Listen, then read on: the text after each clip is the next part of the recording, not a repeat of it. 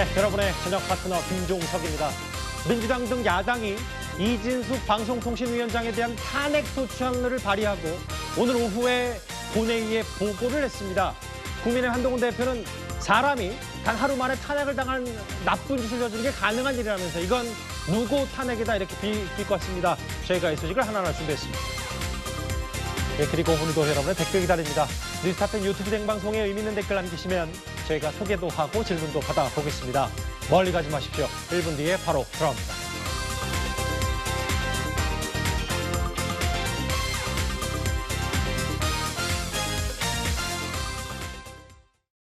예, 오늘도 뉴스탑10이 자랑하는 뉴스고수 네 분과 함께합니다.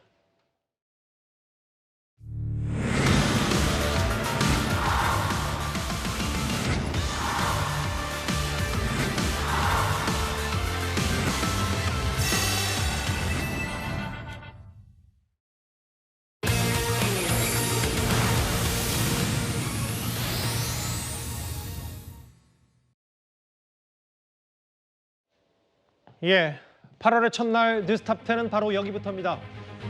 직접 최후 통첩, 그리고 왜 버티나 배우설. 한동훈 대표가 취임하자마자 정점식 정책위장의 거취를 두고 고심이 깊어지고 있습니다. 지금은 휴전에서 마치 일촉즉발로 넘어가는 과정. 이게 지속이 되면 친윤계 간의 정면 충돌 가능성도 제기가 되죠. 그런데 잠시만요. 지금 제 뉴스탑들이 시작하자마자 그 시간이 저녁 5시 17분인데 비슷한 시점에 잠시 뒤에 지금 본인 거취를 들고 논란의 중심에 서 있는 정점식 정책위장의 기자회견이 예정이 돼 있습니다. 기자회견이 예정돼 있다. 예, 기자회견 내용 본인이 발표를 방금 전에 한 것 같습니다. 만약에 저희가 실시간 영상이 들어오면 바로 만나보기로 하고 저희가 사실 준비된 영상이 있었는데 그 전에 관련 얘기부터 먼저 나눠보고 저희가 준비한 내용 차분히 좀 짚어보는 게 맞는 것 같습니다. 왜냐하면 조금 전이었습니다. 바로 직전 5시 15분 본인의 거취, 이게 지금 마치 친한과 친윤 혹은 한동훈 대표와 용산 대통령실 윤 대통령과의 정면 충돌 양상의 중심에 서 있었던 정점식 정책위장이 조금 전에 결국 자리에서 물러나겠다는 뜻을 본인 기자회견에서 밝혔습니다. 이현정 의원님, 네. 저희가 정점식 정책위장의 본인 목소리가 들어오면 바로 실시간 연결해서 들어보기로 하고요. 일단 결국 물러났습니다. 그렇죠. 오늘 한동훈 대표가 사실은 인사 문제와 관련해서 직접 언급을 했습니다. 그렇기 때문에 아마 이제 더 이상 정점식 정책위원장도 버티는 것 자체가 당 전체에 큰 어떤 분란을 일으킬 수 있다. 이런 판단을 내린 것 같습니다. 일단 당은 당규에도 당대표가 임면권을 가지고 있습니다. 예. 자, 그렇기 때문에 권한을 일단 행사를 해야 되는데 문제는 이 권한을 행사했을 경우에 여러 가지 논란이 이제 불러일으킬 수가 있어요. 특히 원내 국회의원들과의 어떤 갈등, 이것도 이제 비춰질 수 있기 때문에 특히 이제 지난 이틀 전에 윤석열 대통령과 한동훈 대표가 회동이 있었지 않습니까? 그리고 그 이후에 또 이제 당 정진석 비서실장 또 이 홍철호 정무석, 그다음에 이제 한동훈 대표 이렇게 저녁에 또 모임이 별도로 있었습니다. 예. 거기서 아마 조율이 된 것 같고요.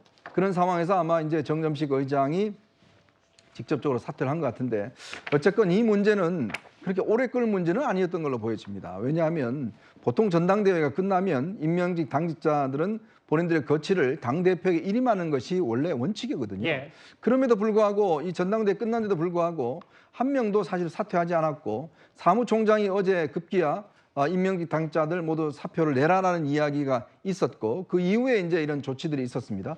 오늘 오전까지 다른 당직자들은 사표를 냈기 때문에 예. 오늘 최고위는 참석하지 않았지만 유일하게 정점식 의장만 아침에 참석을 해서 예. 이 사태가 조금 장기화되는 거 아닌가라는 의문이 있었어요. 예. 그런 상황에서 한동훈 대표의 직접적인 언급이 있었고 그 이후에 정점식 의장이 결국 사퇴를 한 것 같습니다.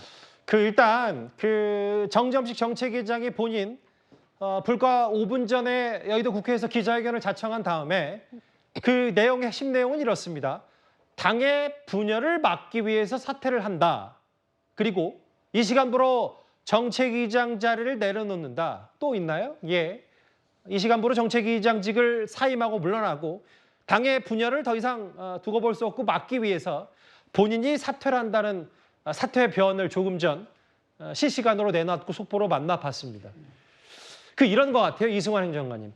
이게 오늘 아침 여의도 국회에서 열린 국민의힘 최고위원의 모습인데 한동훈 대표가 본인 모두 발언할 때 이제 쓱 쳐다보는 정점식 국회의장.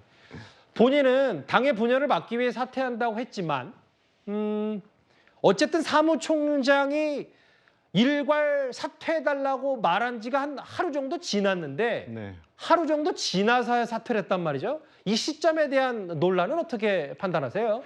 저 개인적으로 정점식 의장도 굉장히 곤혹스러웠을 것 같습니다. 이게 지금 전당대회가 끝난 지 9일이 접어들었는데 예. 이 가운데 지금 최고위원회가 3번 있었고 대통령과의 만남이 2번 있었고 그리고 정진석 비서실장과의 만남과 그리고 오늘 한덕수 총리와의 만남 이 정도 했으면 이제 당대표로서의 사전 정치 작업은 거의 다 끝냈다고 할 수 있거든요. 새 팀을 읽어내야 되는 이때에 본인의 거취가 이렇게 크게 소란이 될 것이다 라고는 예측을 못했을 것 같습니다. 하지만은 저는 이번 사퇴 결심이 우리 당에 또 중요한 명분을 살리는 계기가 될 거라고 생각합니다. 우리 당이 딱 한 달 전 이맘때만 하더라도 민주당과 원구성 가지고 싸울 때 이게 법과 원칙이냐 아니면 관례와 전통이냐 이 부분 가지고 싸웠거든요. 민주당은 법대로 우리가 법사위도 운영위도 다 가져가겠다 했고 우리 당은 관례대로 하자라고 했었는데요. 지금 정점식 의장의 사례도 똑같았습니다. 정점식 의장은 당원 당규에 있는 대로 내 임기 채우겠다 했던 거고 그리고 또 일각에서는 관례대로 사직서 내고 그리고 다시 재신임 받자라고 했던 건데요. 예. 이렇게 본인의 이제 사퇴기를 여임으로써 인해서 우리가 대야와 함께 관계하는 데에도 그 명분을 다시 살릴 수 있지 않았나. 하지만 좀 늦은 감은 있었다라는 생각을 가지고 있습니다. 늦은 감은 있었다.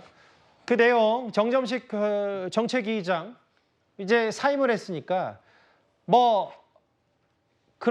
물러나면서도 이런 얘기를 했어요. 당원상 당대표는 면직권이 없고 다만 쭉 읽어볼까요? 새로 들어온 내용 중심으로 제가 한번 읽어보겠습니다. 그러니까 의원청에 취임받은 후임 정책위의장이 잘 이끌길 바란다 라고 했고 그리고 지방선거 대선에서 승리기틀을 마련하길 이제 본인이 물러나면서 당이 어떻게 더 이상 분열하지 안 된다는 얘기를 하면서도 당대표에 대해서 앞서 당대표는 당원상 이제 정책위의장의 면직권이 없다는 취지의 당원 당규 예를 들었기 때문에 글쎄요 저게 물러나면서도 본인에 대한 서운함 혹은 섭섭함 이런 것도 표명한 것 같은데 사퇴 결심은 결국 당심의 문제다라는 얘기를 했습니다.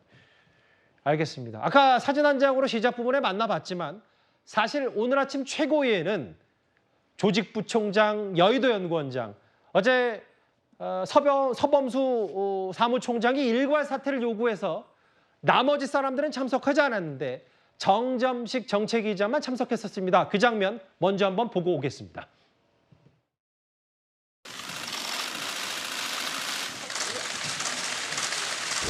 발언하지 않겠습니다. 특별히 정책에 관해서 말씀드릴 게 없어서 발언 안 한 것뿐이고 오유 좀 갑시다. 비공개 때는 따로 얘기 나오신 거 없습니다.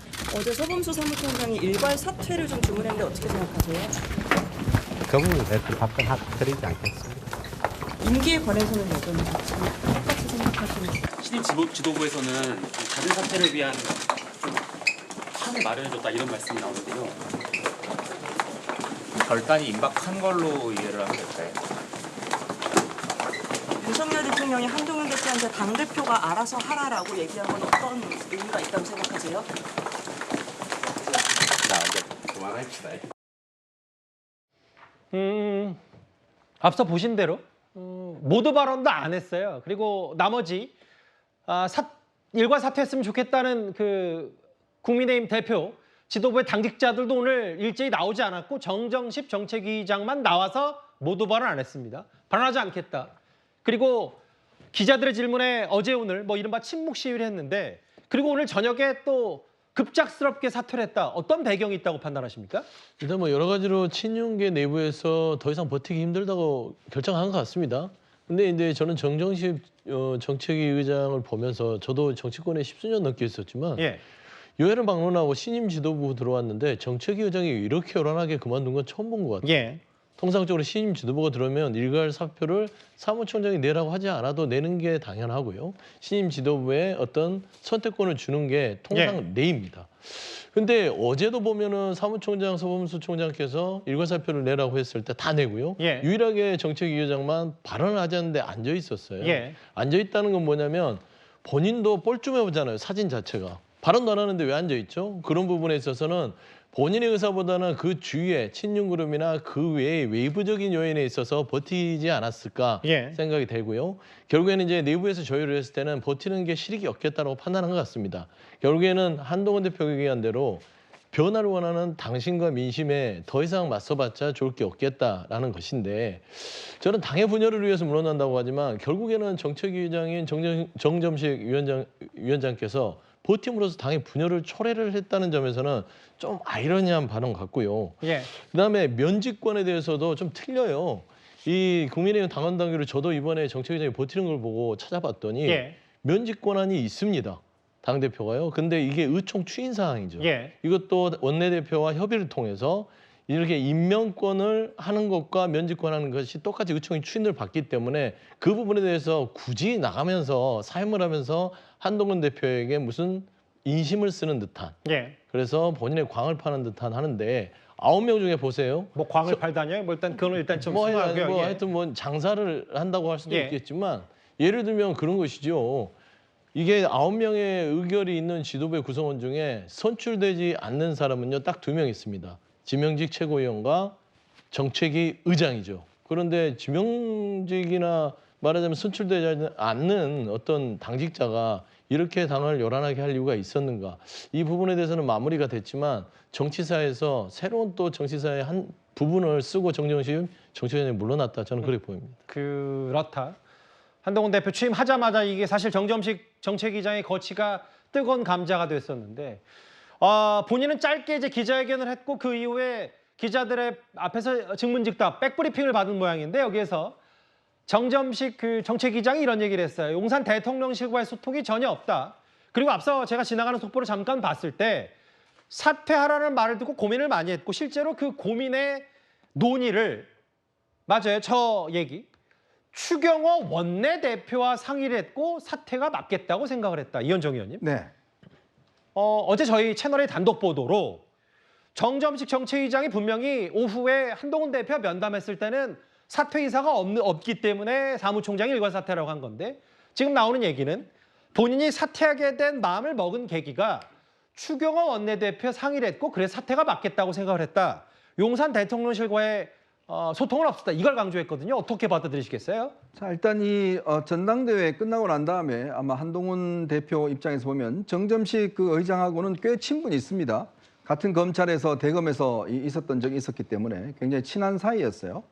자, 그래서 이제 우리가 상식적으로 보면 이렇게 당 대표가 뽑히면 당직자들이 일괄 사퇴를 하고 재신임을 묻는 게 순서였거든요. 예. 그래서 그런 수순 정도로 가리라고 생각을 했어요.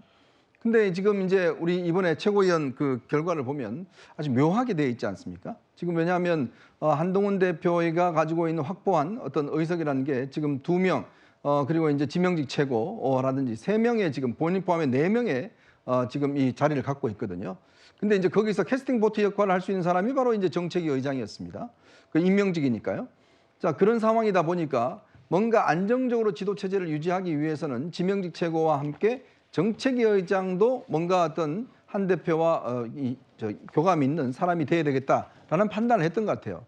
근데 의외로 정점식 의장이 처음부터 자신의 임기 조항을 거론하면서 예. 그러니까 그 당헌에 보면 1년 임기가 되어 있습니다. 임기 조항을 거론하면서 나는 2개월밖에 안 했다. 나는 임기가 있는 사람이다. 라는 주장을 펼쳤어요. 이제 그러다 보니 아마 한동훈 대표 측에서도 이거 왜 이러지? 라는 이제 판단을 내렸을 것 같습니다. 그 이후에 이제 친윤들이나 이런 분들이 이 정점식 의장은 이 당대표와 교체할 수 없다. 예. 그리고 일부 최고위원들도 원내대표와 대표가 의견이 갈릴 때는 원내대표 의견이 우선이다라는 이야기까지 서슴없이 했지 않습니까? 그러다 보니 한 대표 입장에서는 자칫하면 이게 처음부터 지도 체제가 흔들리겠다는 판단을 내린 거예요. 이 상황에서. 그런 상황에서 이제 대통령에게 전화를 해서 회동을 요청을 했습니다. 예. 그래서 대통령이 회동을 응해줬고 그 대통령이 그 자리에서 당 인사는 당 대표가 알아서 하십시오라는 이야기를 한 거죠.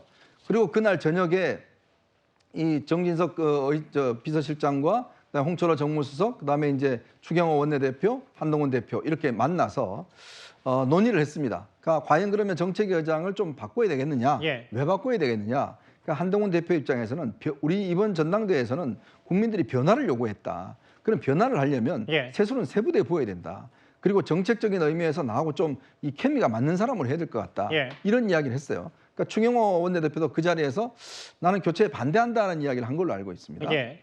자, 그런 상황인데 한동훈 대표 의지는 굉장히 확고했어요. 예. 바꾸고 싶다. 예. 그렇죠. 아직 안 될 때는 내가 정말 임면권까지도 면직권까지 행사하겠다라는 어떤 강한 통보를 했죠. 예. 자, 그러니까 오늘 오전에 이제 직접적으로 본인이 언급을 한 겁니다. 예. 그러니까 그런 어떤 상황에서 아마 정경식 의장도 본인이 더 이상 버티는 것은 이건 어떤 면에서 당심에 대한 저항으로 비춰질 수 있고 예. 이게 단지 당내 어떤 분란으로 이어질 수 있다라는 판단들을 내린 것 같아요.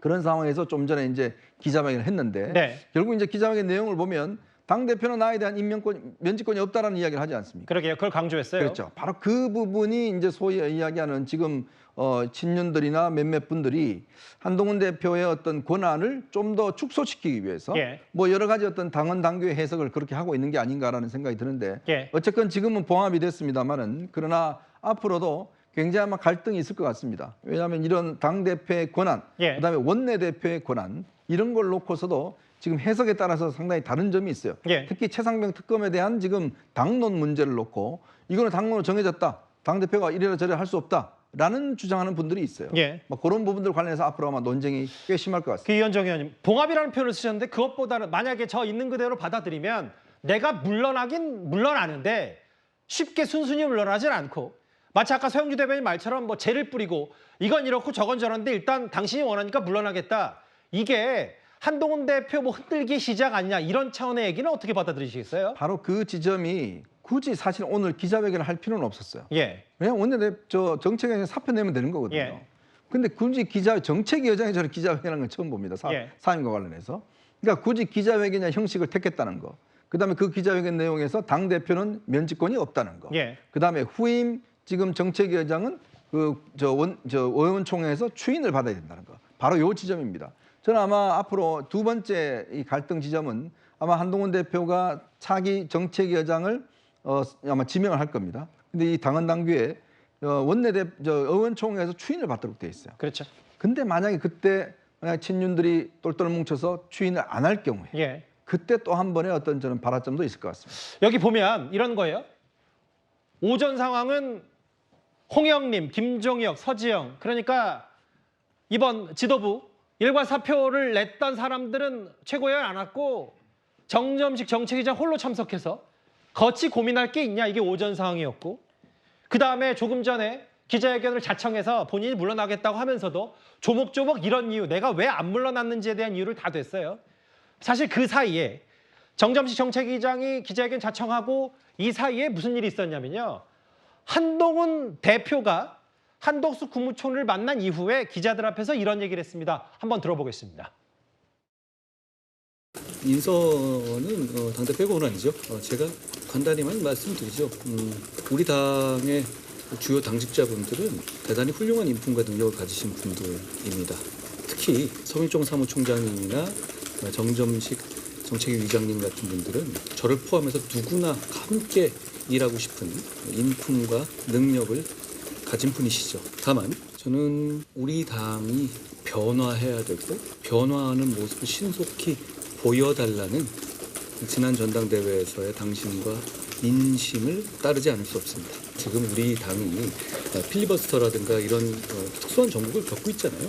그렇다면 그런 점도 인사 시기를 정하는 데서 고려해야 되지 않겠어요? 저는 뭐 집권여당의 당대표고요. 어떤 그 공적 사적 자리에서 했던 얘기 자체를 제가 맞다 확인드리고 이런 거는 적절하지 않은 것 같습니다. 앞으로도 안 그럴 겁니다. 우리 당에는 능력과 인품을 가지신 많은 분들이 계십니다.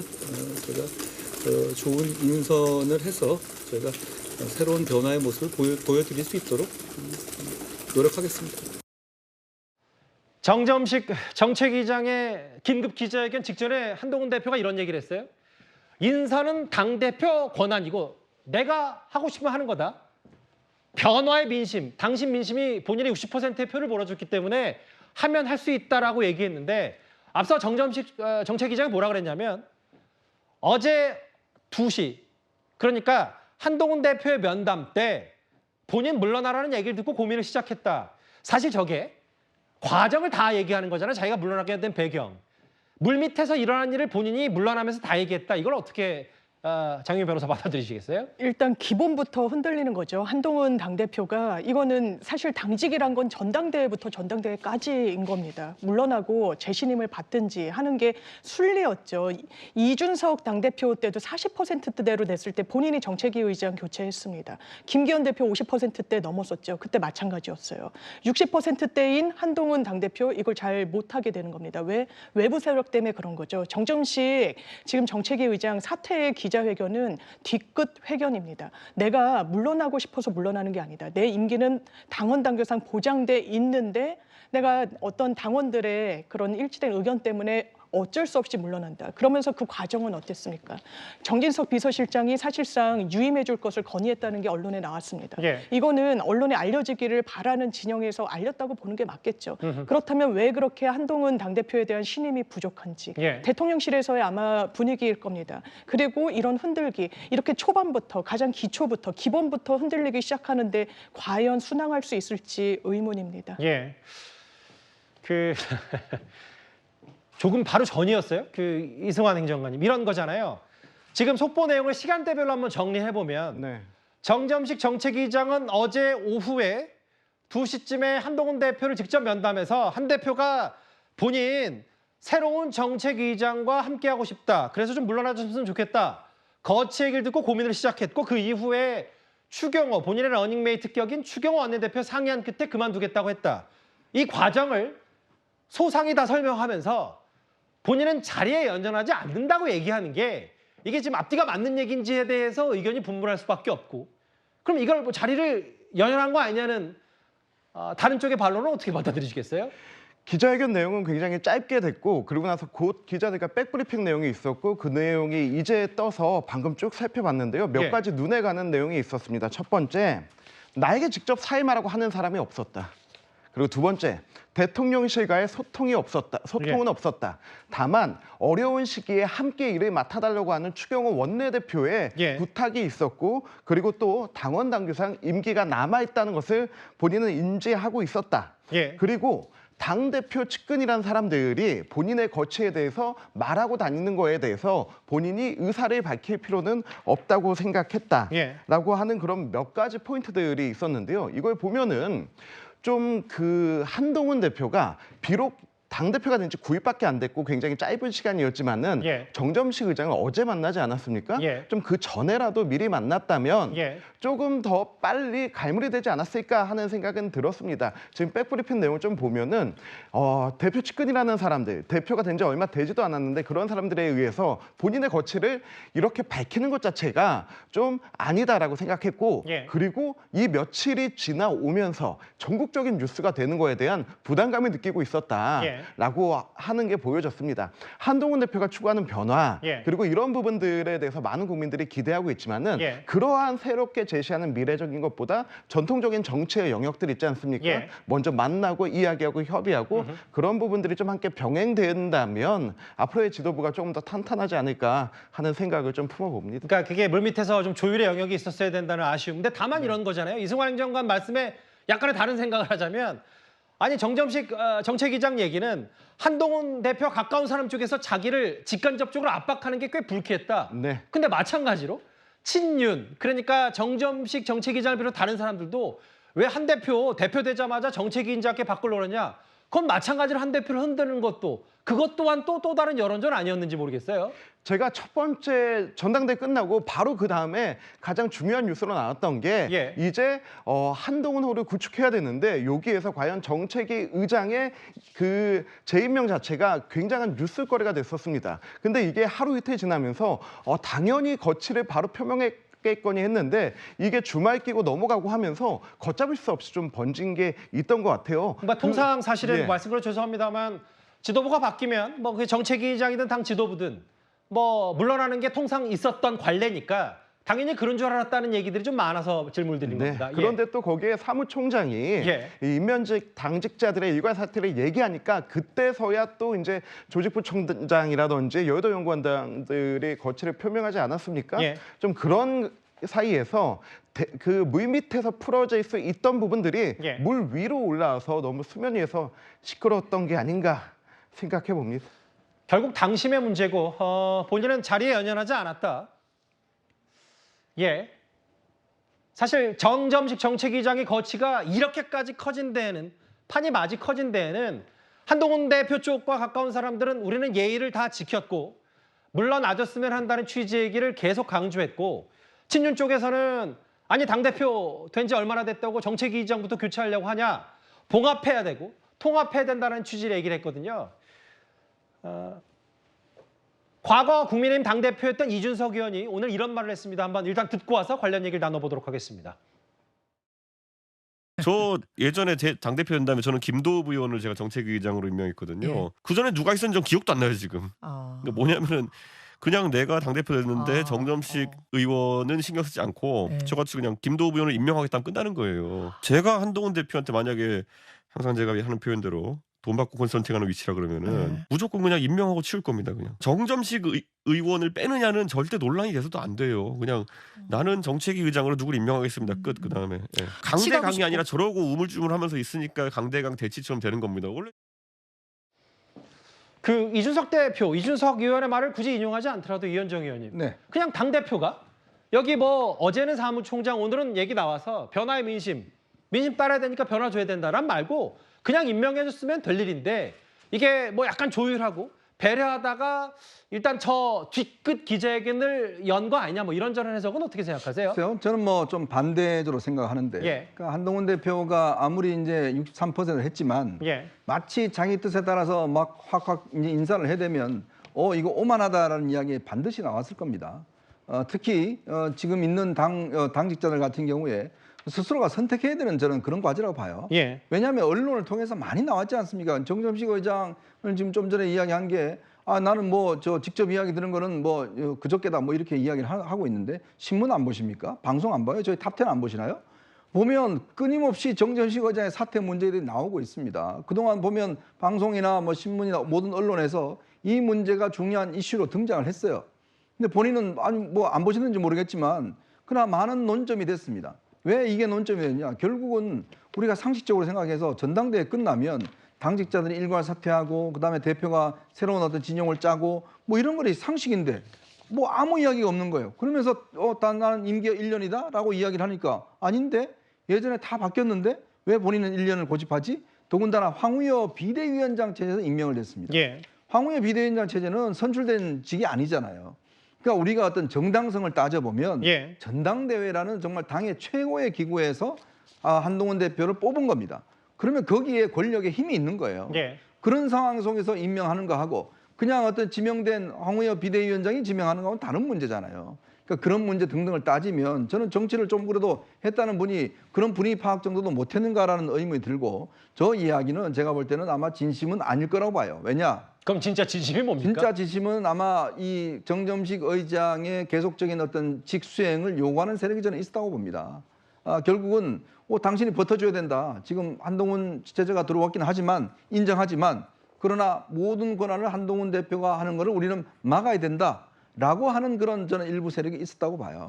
그런 세력이 정점식 의장에게 강하게 버텨줄 것을 요구를 했고, 그런 것들이 저는 며칠 동안 진행이 됐다고 봅니다. 그런 상황에서 대통령이 한동훈 대표를 만나서 인사는 당신 손으로 해라라고 이제 힘을 실어줬고, 거기서 더 이상 명분이 없어진 거죠. 그러면서 그 이후에 벌어졌던 과정들은 아마 쭉쭉쭉 이루어지는 게 아닌가, 저는 그런 생각이 듭니다. 그러니까 이현정 의원님 말씀은 저기 화면에 잠깐 나왔는데, 정확히는 그제 점심 때 대통령이 당의 일은 당대표가 잘하면 되는 것이다.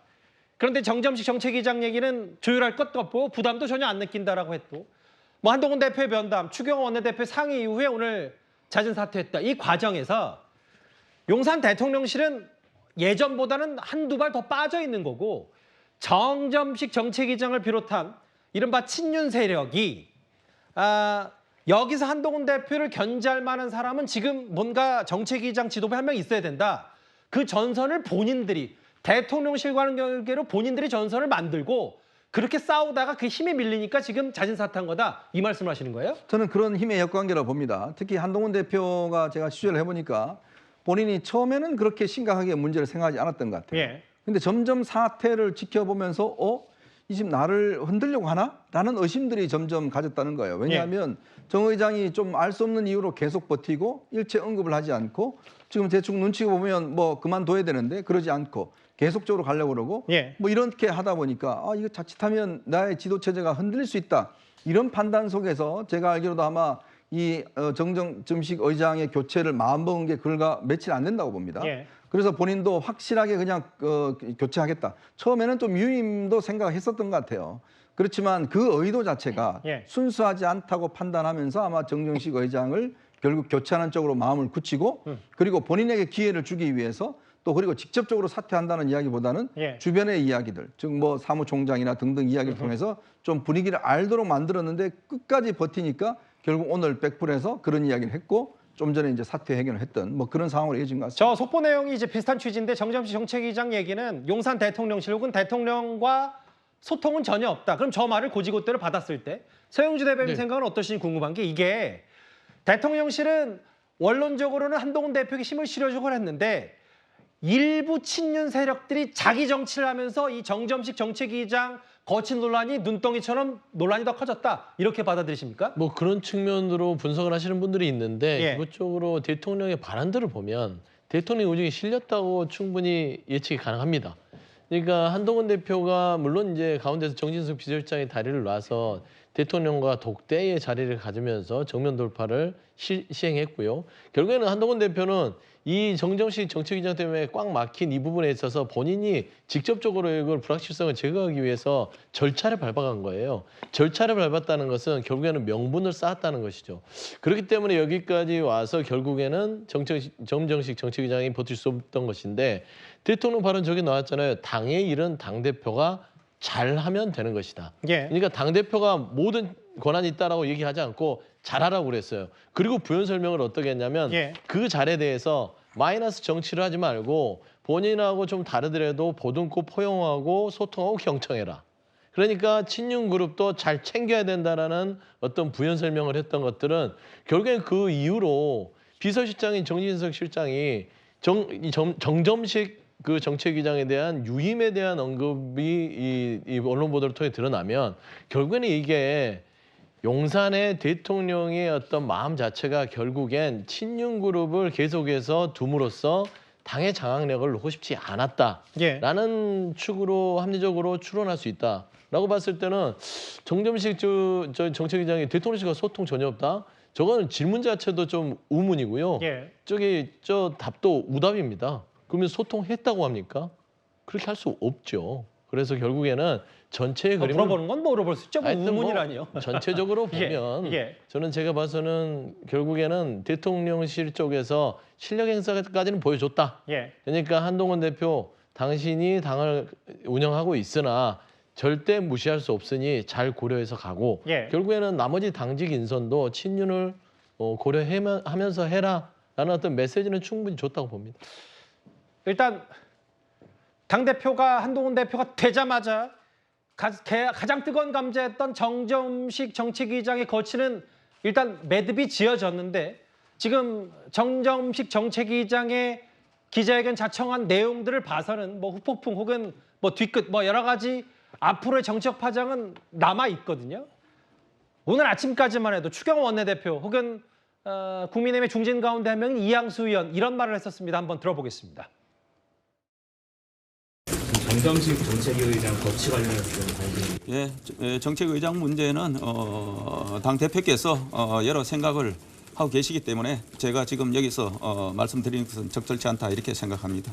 당 대표 선거가 끝났으니 대통령실 그리고 우리 당 그리고 당 대표 이렇게 함께 자리를 하면서 앞으로 의기투합해서 힘 모아서 잘 하자 이렇게 서로 마음을 모으는 그런 허심탄회한 그런 자리였다. 편한 자리였다. 이 말씀을 드립니다. 한동훈 대표도 제가 보기에는 정점식 위장이 사의를 표명을 하면 그냥 더 하시라고 할 것 같아요. 두 분이 상의하셔가지고 정점식 의원이 사회 표명하고 한동훈 대표가 유임하는 방식으로 하면 원내대표하고 세 분이 좀 상의해가지고 모양새가 좋지 그렇게 않을까? 하면은 모양새도 좋고 정점식 의원이 뭐 당장 그만둬야 될 뭐 자질의 문제가 있는 사람도 아니니까 네. 다 두루두루 잘 돌아가는 방식 아닌가 하는 제언을 해봅니다. 일단 변화를 추구하겠다. 그리고 당심과 민심을 따르겠다는 한동훈 대표 의지대로 정책위장이 일단 바뀌었습니다. 근데 다만 한동훈 대표 입장에서도 물론 물밑에서 어떤 일이 있었는지는 이제 앞으로 취재 영역이기도 하고 좀 더 그 이후의 상황을 저희가 좀 더 알아봐야 되겠습니다만 앞으로 이 정책위장 사태 이후에 뭐 봉합, 소통 이런 거는 더 필요할 것 같기도 하고요. 어떻게 판단하십니까? 거기서부터 한동훈 대표의 이제 지도력 자체, 리더십 자체가 검증된다고 보입니다. 근데 이제는 어떤 누군가의 관계나 대통령과의 어떤 단독 회동이나 이런 거에 넘어서 정책적인 유능함을 보여줄 때가 됐다고 보거든요. 한동훈 대표가 전당대회 때부터 그리고 지금까지 가장 많이 이야기한 세 가지 키워드가 있습니다.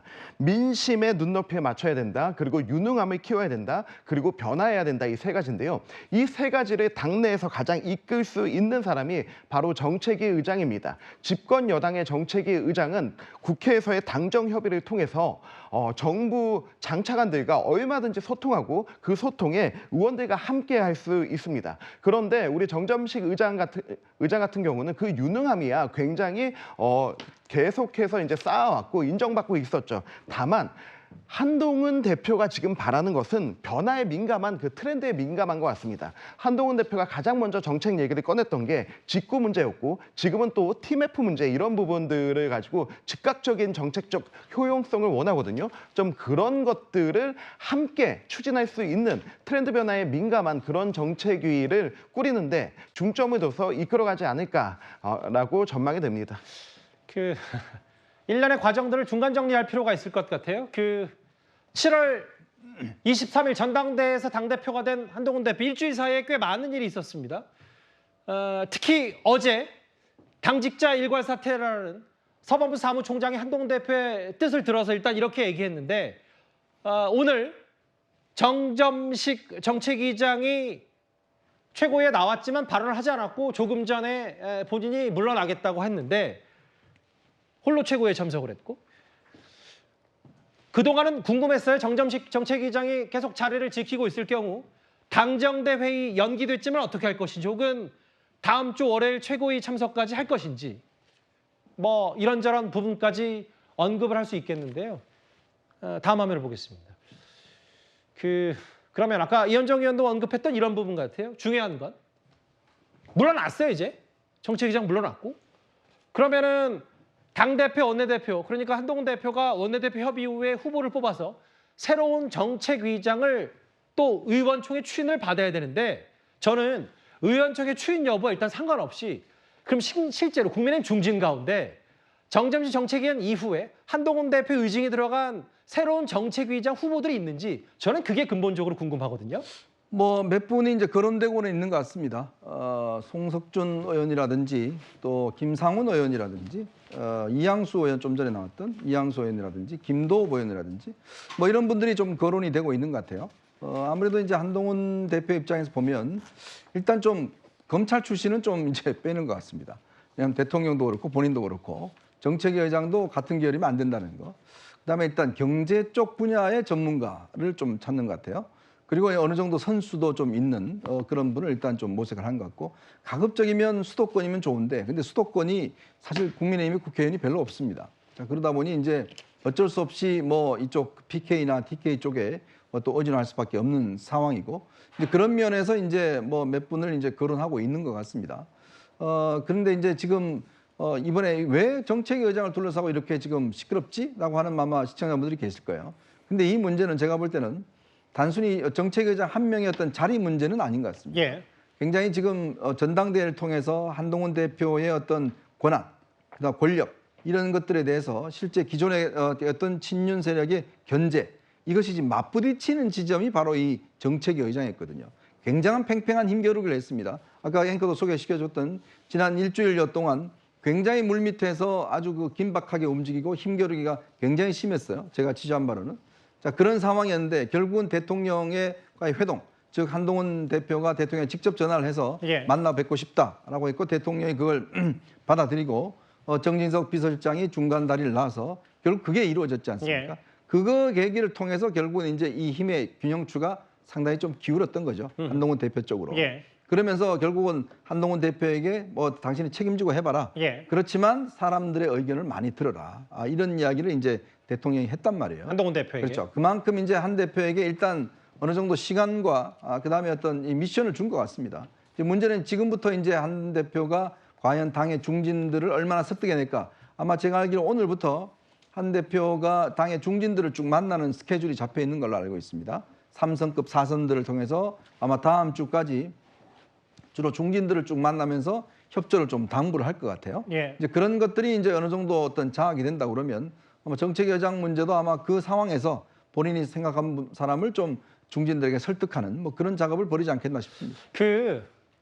이승원 행정관님께 이 질문 드릴게요. 아까 이 행정관님 말씀은 결국은 저렇게 본인이 물러나겠다고 하면서 이런저런 이유, 그동안의 뭐 고초 혹은 본인이 정책 위장을 자리에 연연하는 거 아니다는 여러 가지 본인의 이제 개인적 주장들 여러 가지 했던 게 아까 얘기했던 한동훈 대표 주변 사람들이 뭔가 정책 위장을 집중 공격한 거에 대한 불쾌감 혹은 본인이 일주일 동안 곤욕을 치르고 모욕을 받았다는 취지로도 저는 그렇게 해석이 되는데 정책 위장 얘기. 네네. 그럼 앞으로 뭐 친윤계 입장에서는 뭐 그러면 정책 위장 일단 물러났으니까 후보석까지 뽑고 의원총회 취임 받아야 되는데 이 과정이 순탄치 않을 수도 있다는 생각 이런 거에 대해서도 그렇게 전망하십니까? 한동훈 위원장의 인선 스타일을 보면은 한동훈 대표요? 예. 한동훈 대표의 인선 스타일은 강원도의 박정아 의원 그리고 이제 영남권의 이제 서범수 사무총장 이렇게 비서실장과 사무총장으로 임명하면서 당 내외를 고루 확장하려고 하는 것 같습니다. 그렇다면은 지금 이제 남아 있는 어떤 뭐 수도권이라든지 이런 부분에서의 정책적 능력이 있는 인사를 이 또 뽑아서 할 것 같은데요. 지금 이런 부분에서 일각에서 나오는 얘기는 과연 이 친윤 그 의원들에 의해서 당내 추인을 뚫어낼 수 있겠느냐라고 하는 건데 그 부분의 가장 중요한 핵심은 추경호 원내대표입니다. 추경호 원내대표는 앞으로 본인의 임기와 그리고 한동훈 대표의 임기 가운데서 계속 함께 협업을 해나가야 되기 때문에 그러한 인사 문제도 그리고 추인 문제도 함께 협의해 나가면서 풀어나갈 거라고 생각하고요. 그 부분은 일각에서 제기하는 것처럼 큰 걱정 없이 진행이 잘 처리가 될 수 있을 것 같다라고 생각합니다. 그러니까 일단 뭐 여러 그 정점식 정책위장의 여러 말들이 있었지만 일단락이 됐기 때문에 한동훈 대표가 이제 뭐 조금씩 한 발 나아갈 수 있다 이 말씀을 하시는 겁니까? 예.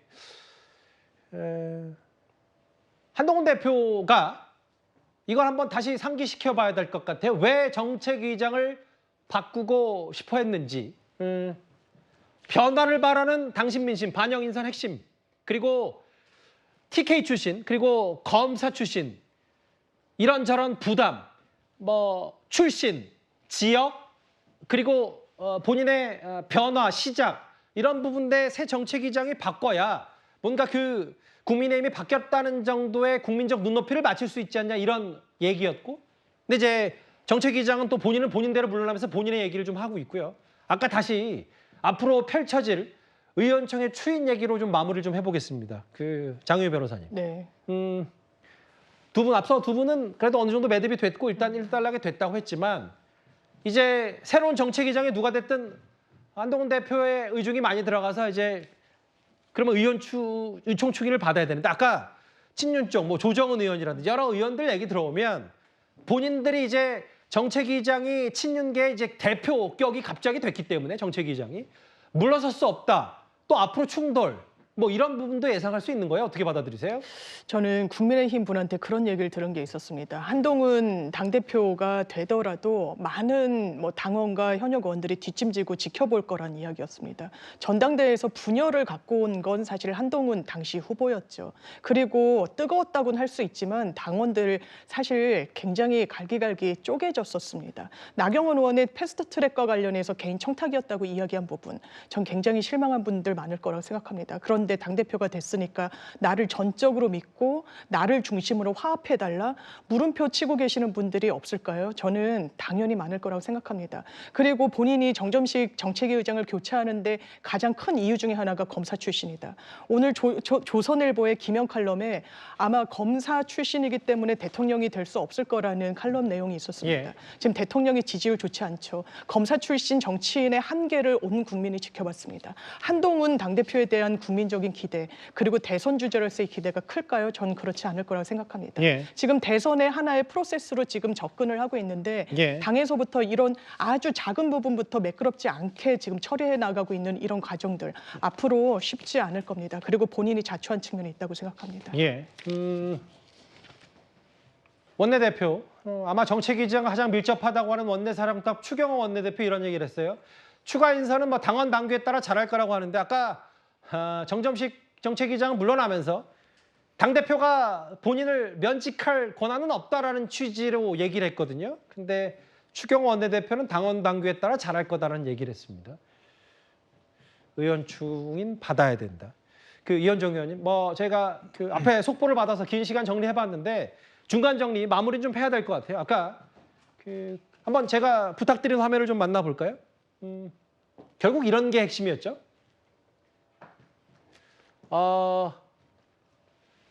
일단 여기서 저희가 지금 그 속보 나오기 전에 이제 미리 만들어놨던 이제 그래픽이기 때문에 뭐 갈등이라면 갈등을 지우고 근데 여전히 휴전, 줄다리기는 계속된다.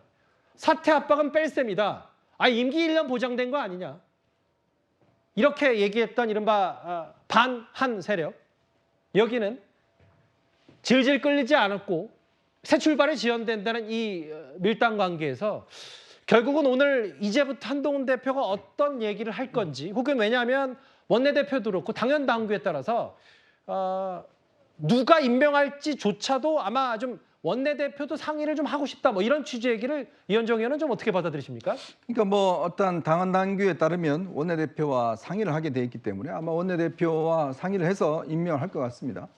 저는 지금의 어떤 이 권력 관계를 보면 뭐라고 할까요? 대통령과 이제 한동훈 대표 간의 관계는 전략적 동맹자 관계다. 뭐 이렇게 표현할 수 있을 것 같아요. 왜냐하면 이제 지금 상황을 보면 지금 당과 용산이 함께 손잡지 않으면 이 어려운 국면을 이겨내기가 굉장히 어렵습니다. 뭐 지금까지 22대 국회가 법안이 단 한 건도 통과되지 않았습니다. 그리고 계속 탄핵과 지금 특검 문제만 거론하고 있지 않습니까? 자, 이런 상황에서 어쨌건 민심을 일단 업은 지금 한동훈 대표 체제가 들어왔고 또 여기서 이제 많은 국민들의 관심이 집중되어 있는 거거든요. 근데 그 요구가 결국은 변화였습니다. 그렇다면 그 변화를 충분히 읽어내는 것이 대통령실 입장에서 보면 유리하다. 그리고 대통령의 운신의 폭을 넓혀줄 수 있다. 저는 그렇게 생각이 들거든요. 그래서 아마 이번에 이제 한동훈 대표에게 대통령이 힘을 실어준 것은 지금 현재 한동훈 대표의 힘을 가지고 당내 상황을 수습하고 당의 어떤 지지율을 끌어올리는 이렇게 된다 그러면 대통령도 상당히 한다 운신의 폭이 넓어지기 때문에 아마 그런 면에서 지금 일부 뭐 소위 이제 친윤이라고 하는 몇몇 분들이 여러 가지 어떤 한동훈 대표에 대한 비난과 또 어떤 뭐 힘겨루기를 하고 있지만 저는 이미 무게추는 좀 기울어졌다. 이번 정점식 의장의 사퇴를 계기로 해서 뭐 이런 흐름들은 아마 앞으로는 결정적인 어떤 한 대표의 실수가 없는 한은 무시하기는 어려울 것이다. 이렇게 보고 있습니다. 서 대변인께서도 이제 이현정 의원 말씀처럼 어쨌든 결과적으로는 정책위장 자리에서 정점식 의원이 물러났기 때문에 한 대표의 장악력 혹은 앞으로의 뭐 입김이라든지 본인이 어떻게 지도부를 끌고 가겠다는 그런 철학 이런 것들이 이제 본격적으로 힘을 받을 거다 이렇게 전망하십니까? 그렇죠. 대통령도 만났고 그다음에 추경호 원내대표하고도 조금 뭐 고성이 오갔다는 뭐 그런 전언들이 있어요. 그건 뭐 아직은 확인이 안 됐습니다. 뭐 제가 뭐 그쪽 이제 뭐 국민의힘 쪽에 확인한 바가 있는데 서범 사무총장의 일가사퇴 이후에 뭐 추경호 원내대표가 당사를 찾아가서 한동훈 대표와 조금 원성이 높아졌다는 그런 전언들이 있어요. 그런데 일단 뭐 그걸 다 떠나서 일단 한동훈 대표가 본인의 의지를 굳건하게 했다는 점에서 그리고 그게 먹혔다는 점에서 좀 늦은 출발을 하는 거잖아요. 사실상. 새로운 지도부가 된 지 지금 일주일이 지났음에도 불구하고 정책위원장 때문에 이 일주일이라는 시간을 허비했단 말입니다. 그만큼 여러 가지 정치의 어려움을 몸소 체험하는 기간이었다고 봤을 때는 이제 출발한 만큼 예. 한동훈 대표가 주도권을 쥐고 가기 때문에 예. 일단은 친윤그룹의 첫 번째의 어떤 한동훈 대표 흔들기는 예. 약간 좀 완전한 실패는 아니지만 약간의 실패를 거듭했고 한동훈 대표의 좀 강력한 리더십을 시작할 수 있는 기반은 마련됐다. 그렇게 보시는 게 맞을 것 같습니다. 그러니까 이제 기자회견이 뭐 생각보다 길어진 여러 가지 얘기들을 했지만 결국은 이제 물러나는 게 방점을 찍는다면 한 대표의 장악력 리더십은 이제 시작일 수 있고 뭐 이런 얘기를 했어요. 알겠습니다. 긴박했던 상황을 저희가 속보 중심으로 정리할 수밖에 없었어요. 오전까지만 하더라도 이제 정확히 오후 즈음만 하더라도 정점식 정책위장이 물러날 생각이 없어 보였었는데 조금 전 5시 15분쯤 저희 뉴스탑10 시작점에 긴급 기자회견을 정책위장이 자청을 해서 본인이 물러나겠다라고 얘기를 했고 하루 만에 이게 뭐 정리가 정확히는 용산 대통령실 찾아가서 한동훈 대표가 대통령과 면담한 이틀 뒤에 이제 매듭이 지어졌는데 그 이후의 것들 앞으로 새로운 정책위장 뇌관 앞으로 좀 여러 정책 해석들 남아 있을 겁니다. 첫 번째 이슈 저희가 속보와 함께 길게 나눠봤습니다. 다음 주에는 저희가 준비한 1위로 가보겠습니다.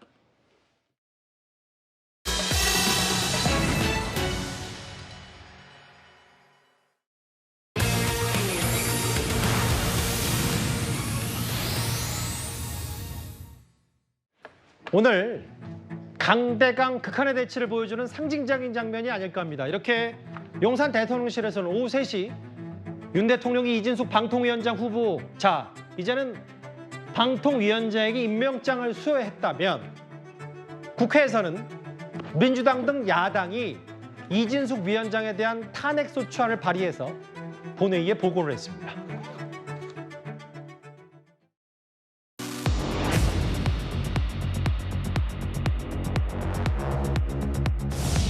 독재자의 길을 가겠다는 선언입니다.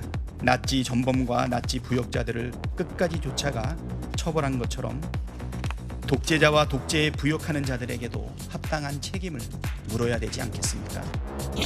사람이 단 하루 만에 탄핵을 당할 만한 나쁜 짓을 저지르는 게 가능한가요? 더불어민주당이 하고 있는 이 탄핵의 행태들은 무고 탄핵입니다. 사유는 상관없이 그냥 무조건 하겠다는 것이죠. 원래 탄핵이란 말은 대단히 무겁고 진중한 제도였잖아요. 더불어민주당은 이 탄핵이라는 헌법상의 중대한 제도를 정치의 잔기술로 희화화시켰습니다.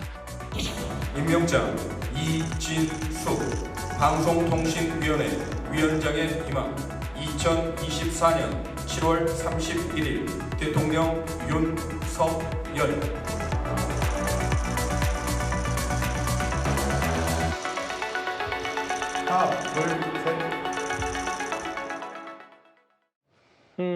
용산 대통령실 혹은 대통령도 야당도 지금 각자의 길을 가고 있는 듯합니다. 오늘 오후 3시에 임명장을 받은 이진숙 위원장 그리고 민주당은 탄핵 소추안 발의해서 당론을 의결했고 이제 이르면 내일쯤 표결에 붙인다고 하거든요. 정영진 변호사님 다음 화면을 같이 보겠습니다. 그런데 민주당이 어떤 사유에서 이진숙 방통위원장의 탄핵이 마땅하냐라고 얘기했냐면 편향된 인식 그리고 방통위에 대한 이인 체제를 의결했기 때문이다. 이거 어떻게 받아들이십니까? 글쎄요. 헌법 65조 1항에 보면 탄핵에 대해서 규정하고 있는데 직무집행에 있어서 헌법 법률을 위반해야 된다라고 되어 있어요. 그런데 어제 임명된 사람이 오늘 직무집행에 있어서 무슨 위법한 행동을 할 여지가 있습니까? 대표적인 케이스가 어떤 케이스냐면요. 노무현 전 대통령 탄핵 케이스예요. 그때 헌법재판소가 뭐라고 판시했냐. 노무현 전 대통령이 써낸문으로부터 불법 정치 자금을 수수했다라고 한 걸 인정을 했어요. 그러면서도 이거는 대통령 취임 전에 받은 불법 정치 자금이기 때문에 직무 집행과 무관함이 명백하다. 그러니까 이거 가지고 탄핵 사유할 수 없다. 이렇게 판시하지 않았습니까? 지금 야당에서는 뭐 이진숙 그 위원장이 뭐 취임 전에 뭐 이런저런 거 있지 않았냐 그런 것까지 이야기하려고 하는 것 같은데 그건 전혀 말이 되지가 않고요. 더군다나 더군다나 탄핵이라고 하는 것은 단순히 헌법이나 법률에 위반되는 경우에 탄핵할 수 있는 게 아니라 그 법률 위반이 그 사람의 파면을 정당화할 정도로 명백하고 중대한 것이어야 된다라고 하는데 하루 만에 그와 같은 일을 갖다가 할 정도로 이진숙 위원장님께 대단한 일을 갖다가 했습니까? 제가 봤을 때는 탄핵 제도를 농단하는 것이다. 저는 그런 생각이 듭니다. 오늘 임명장을 받고 윤 대통령이 이진숙 위원장에게 고생 많다, 고생 많으시다라는 취지의 얘기를 했다고 저도 전해드렸거든요. 탄핵 소추안, 탄핵안 사유는 이렇다. 그 장유 변호사님, 그래서 오늘 한동훈 대표도 한마디 했고 뭐 박찬대 원내대표도 맞받아치긴 했지만 어떻게 하루 만에 직무 시작한 지 하루 만에 탄핵당할 나쁜 짓이 가능한가? 이거 무고 탄핵이라고 규정했는데요. 어떻게 받아들이세요? 일단 민주당 입장에서는 하루 만에 탄핵 사유가 발생했다라고 보는 거죠. 왜냐하면 직무와 관련성이 있어야만 탄핵 이제 그 안건을 부의할 수 있는 것이거든요. 예. 뭐 법인카드를 유용했고 부적절하게 사용하고 본인에게 제공된 차량을 사적으로 쓴 부분은 아마 법적인 고발 조치가 있을 거기 때문에 거기에 응당한 처분을 받으면 될 겁니다. 하지만 방통위원장의 직무와 관련이 있다라고 보기는 어려운 부분이 있죠. 그렇다면 직무와 관련해서 임명된 지 하루 만에 어떻게 했느냐. 2명의 체계로 이 KBS와 방문진의 이사를 다 교체했습니다. 그 부분에 대한 어떤 문제의식이 민주당이 상당히 강하게 있기 때문에 이 부분과 관련한 헌법재판소의 판단을 좀 기다려보는 정치적 선택을 한 것 같습니다. 근데 이제 장 변호사님, 법적인 거 하면 일단 탄핵안이 본회의 통과하면은 곧바로 그 이진숙 위원장에 대한 직무는 정지되는 거죠? 맞습니다. 직무집행은 정지가 되는데 예. 그동안은 뭐 김홍일 전 방통위원장도 그렇고 이동관 전 위원장 같은 경우에도 이 탄핵안이 올라가기 직전에 바로 그냥 사의를 표명했고 대통령께서 수리를 했었습니다. 예. 그렇지만 이진숙 신임 방통위원장은 그 선택은 하지 않을 것 같고 아마 탄핵과 관련해서 헌법재판소가 최근에도 이제 검사 탄핵과 관련해서 인용을 하지 않았었는데 예. 그 부분과 관련해서는 비교적 탄핵의 가능성이 상당히 높다라고 점쳐지던 사안이긴 했었습니다. 안동환 검사 같은 경우에는 증거를 조작했다는 부분이 뭐 대법원에서도 인정이 됐었으니까요. 근데 그럼에도 불구하고 탄핵에 이를 정도는 아니다라는 판시가 있기 때문에 아마 이진숙 신임 방통위원장 같은 경우에는 이런 어떤 분위기, 선례를 참고해서 직에서 물러나지 않고 이 헌재의 판단을 기다려보는 선택을 한 것 같습니다. 예. 본인 스스로 물러나지 않겠다는 취지의 뭐 여러 가지 얘기들이 좀 나왔었는데 지금 임명장 주고 탄핵안 국회 본회의에 보고하고 극한대치입니다. 그런데 지금 사실은 방통위원장을 둘러싼 뭐 과거 과방위 청문회뿐만 아니라요. 지금 국회 곳곳에서 이런저런 글쎄요, 뭐 더 이상 더 갈라질 수 없는 대치가 이어지고 있습니다. 오늘 22대 국회 개원 2달 만에 가까스로 국방위가 열렸는데요. 이런 장면이 하나 연출이 됐습니다. 여기 웃고 계시는 정신나간 국민의힘 국회의원들은 국민의힘 논평에서 한미일 동맹이라고 표현을 했습니다. 정신 나갔죠? 자, 어떻게 일본과 동맹을 맺습니까? 원래 국방위 전체회의는 7월 3일 날 열리기로 돼 있었습니다. 그 전날 무슨 일이 있었습니까? 국민의힘 의원들을 향해서 정신 나간 사람들이라고 하지 않았어요? 정신 나갔으니까 나갔다고 하는 거지. 거기 뭐 잘못된 건가요? 지금 이러고 있는 겁니다. 그 발언은 실수가 아니었습니다. 실수가 아니고 정확히 지적. 아니 내가 이야기하고 있어요? 내가 이야기하고 있다고요? 김병주 의원님, 의사진행 반환을 하고 계시니까 임정덕 의원님 좀 목소리 낮추시고요. 그 이후에 유튜브 쇼츠를 통해서 보내준 게 뭡니까? 부끄럽지 않습니까? 부러워야 할 거는 국민의힘이에요. 아직도 부러움을 못 느끼고 있어요. 김병주 의원님이 개인적으로 군대 생활하실 때 매우 존경받던 장군이셨습니다. 정치라는 것이 어떤 것이길래 사람을 저렇게 변하게 하는지 좀 안타깝습니다. 비례 초선의 강선영 의원도 이제 군 장성 출신인데 같은 사성 장군, 그러니까 상대당인 이제 사성 장군 출신인 김병주 의원을 비판한 목소리도 봤고요. 이현정 의원님, 네. 오늘 국방위가 정말 어렵게 열렸는데 이 과거 정신 나간 국민의힘 국회의원들 이 발언 때문에 또 한 번 시끄러웠습니다. 참 최근에 국회에서 듣는 이야기가 정신 나간 뇌구조, 뭐 이분들이 정신의학과 의사들인지 모르겠습니다만은 어떻게 상대방 정신이 나갔는지 어떻게 하시는가요? 김병주 의원은 국민의힘 의원들이 정신을 다 들여다보시는지 모르겠습니다. 그리고 최민희 위원장은 뇌구조를 다 아시는지 모르겠어요. 그러니까 정말 이 국방이라는 게 뭡니까? 결국 우리 국민들의 안전을 지키는 최후 보루지 않습니까? 최근에 무슨 일이 있었죠? 군 정보사에서 이 블랙리스트가 지금 블랙 요원들의 이 명단이 공개가 돼서 예. 지금 안보에 큰 위협이 되고 있습니다. 더군다나 지금 북한이 지금 굉장히 큰 수혜를 입고 있는 상황이에요. 자, 이런 상황에서 국방위에서 지금 김병주 의원이 지금 포스타 출신입니다. 근데 이분이 지난번 대정부 질문에 저 이야기를 했는데 또 최고위원회 출마하셨어요. 그러다 보니까 그 정신 나간 발언 때문에 요즘 최고위원회에서 꽤 아마 지지도가 높은 것 같습니다. 자, 그러니까 우리가 정말 이 뭐 전당대회 뭐 이런 거 등등 뭐 이런 걸 할 수 있습니다. 그렇지만 최소한 상대방 의원의 어떤 데 대해서 정신 나갔다. 그럼 정신 나간 의원들하고 지금 그 같은 자리에 앉아 있는 건가요? 내구조를 살펴보고 있는 건가요? 이런 이야기들은 한다는 것은 기본적인 포스타의 기본적인 출신의 저는 품격에 맞지 않다고 생각이 듭니다. 이런 분이 우리나라 안보의 최고의 한미연합사 부사령관을 하셨다는 생각이 드니까 참 그런 생각이 드는데 자신들의 품위, 별의 품위를 지켜야 되는 게 아닌가 저는 그런 생각이 드네요. 반면 뭐 여당의 임종덕 의원도 또 구성으로 지적하다가 또 그 같은 당 국방위원장인 성일종 의원의 또 제지를 받기도 했었으니까요. 지금 뭐 사실 다 격양된 반응인데 이렇게 저희가 매일매일 상임위별로의 이런 영상 위주의 얘기를 하고 또 비슷한 논평을 하는 게 저희 스스로도 여러 좀 괴로울 정도로 지금 22대 국회가 그만큼 강대강되신 건 분명한 것 같습니다. 이 주제는 여기서 정리하고요. 다음 주제 좀 분위기를 바꿔서요. 이런 얘기를 좀 만나보겠습니다.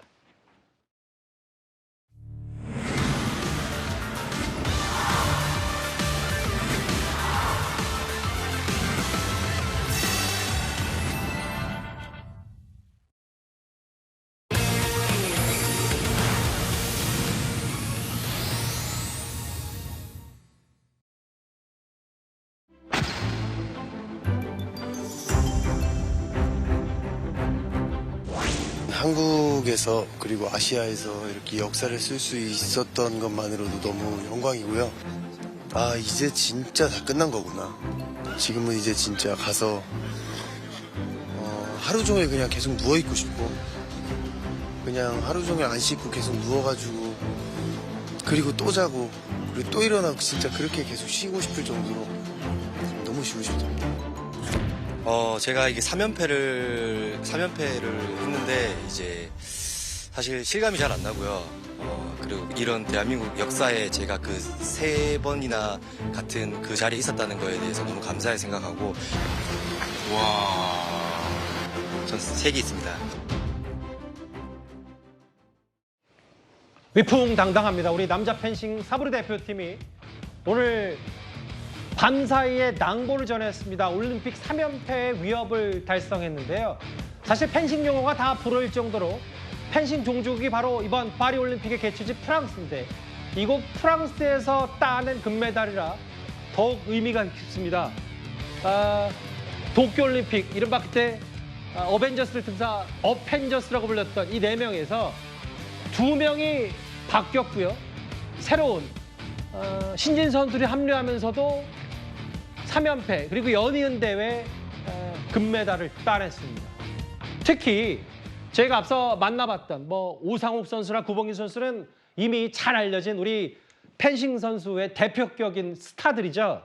그런데 이번 결승전에서 박상원 선수, 특히 도경동 선수, 비밀병기가 금메달의 견인차 역할을 했습니다. 도경동 선수의 목소리도 이어서 한번 들어보겠습니다. 5대0 스코어를 어떻게 만들었을까요? 이 한 게임 때문에 제가 준비를 했다고 볼 만큼 이 한 게임에 진짜 최선을 다할 수 있을 만큼 준비를 했고 그래서 형들도 저희를 믿어주고 저도 형들을 믿으니까 그런 자신감이 나올 수 있었던 것 같습니다. 그냥 하나님 도와주세요, 부처님 도와주세요 하고 있었습니다. 형들한테 제가 형 저희 꿈 아니죠? 이거 내일 다시 하는 거 아니죠? 이랬던 것 같습니다. 고맙고 경동이한테 대견스럽다고 해주고 싶습니다. 저한테. 본인이 본인한테 대견스럽다고 했다. 질 자신이 없어 형들에게 이기겠다고 말했다.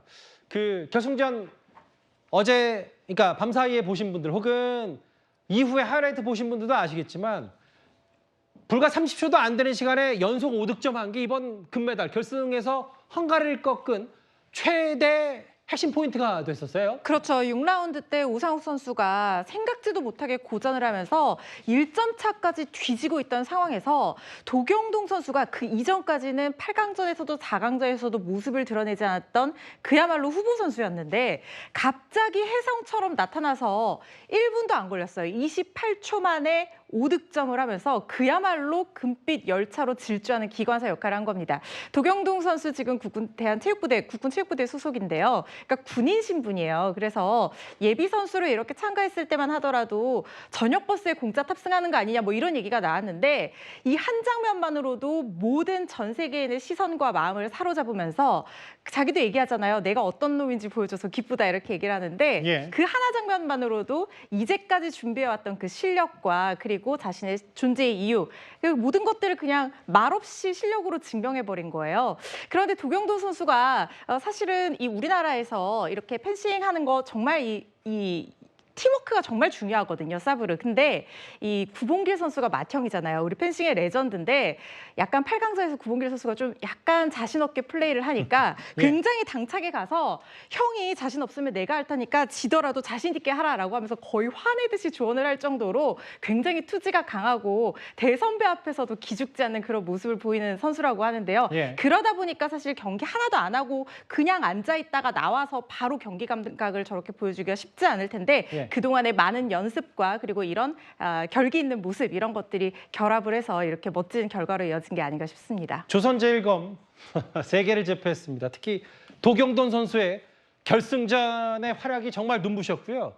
근데 이제 구본길 선수와 오상욱 선수는 사실은 도쿄 올림픽 때도 기존 멤버로서 당시 금메달을 이끌었는데 과거에 저희 채널의 예능 프로그램 도시오버에도 출연한 바가 있었습니다.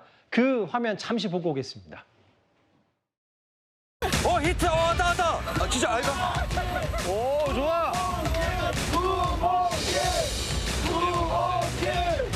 보고 싶어, 빨리!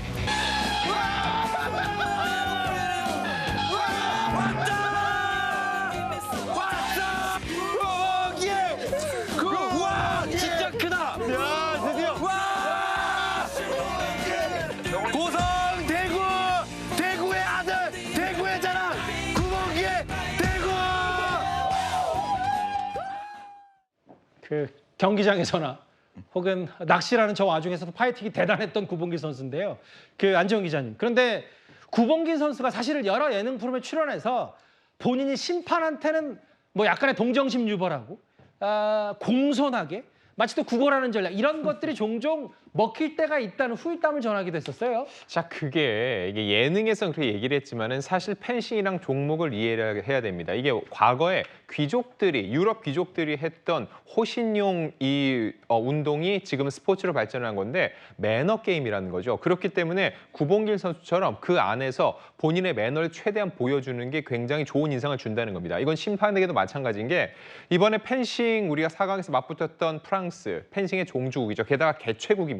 아무래도 이 판정 부분에 있어서 한국이 조금은 불리하지 않을까 걱정이 됐는데 구봉길 선수 같은 경우는 이 프랑스 선수들이 강하게 또 모욕적인 제스처를 하는 속에서도 본인이 최대한 할 수 있는 예의를 갖췄다는 거죠. 그런 측면에서 훨씬 더 좋은 점수를 받을 수 있었던 게 아니냐는 분석도 나오는데 중요한 건 심판들에게 잘 보이기 위함이 아니라는 겁니다. 어쩔 수 없이 이 펜싱이라는 종목 자체가 유럽국 사람들한테 더 유리한 부분이 있기 때문에 편파 판정이 없도록 조금 더 중립적인 입장에서 한국 펜싱을 바라봐달라는 측면에서 구봉길 선수가 저렇게 행동을 누누해 왔던 게 심판과도 계속적으로 이제 소통을 해왔던 게 이번에도 공정한 판단을 통해서 한국이 금메달을 따는데 큰 역할을 할 수 있었던 겁니다. 마청이 확실히 늘어납니다. 경기 운영 능력. 저것도 일종의 기술 중에 기술일 텐데요. 그런데 지금 마지막 결승에서 활약했던 도경동 선수 그리고 맏형 구봉길 선수의 여러 가지 얘기를 했다면 이번 파리 올림픽에서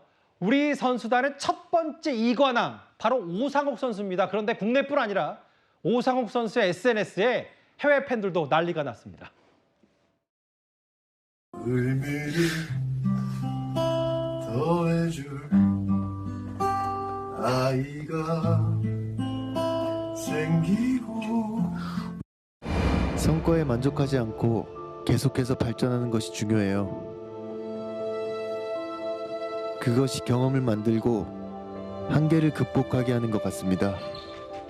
경기 전에 많이 웃으려고 합니다. 그리고 궁극적으로 저라는 사람을 통해 더 많은 사람들에게 영감을 주고 싶습니다. 뭐 오상욱 선수야 뭐 워낙 유명한 키도 크고 준수한 외모, 뭐 여러 인기가 국내 팬들도 많았었는데 특히 이번 올림픽 이관왕으로 그 팬덤이 더 전 세계로 뻗어난 것 같았어. 해외 누리꾼들 반응 읽어볼게요. 내가 올림픽을 보는 이유다. 신이 한국의 잘생긴 남자를 모두 모아놨다. 덩달아 저도 갑자기 기분이 좋아지는데 물론 제 영역은 아니겠지만 다음 화면을 볼게요. 그 허주연 변호사님. 기자들이 물었습니다. 지금 본인의 전 세계적인 인기를 실감하냐고 했더니 잘 몰랐대요.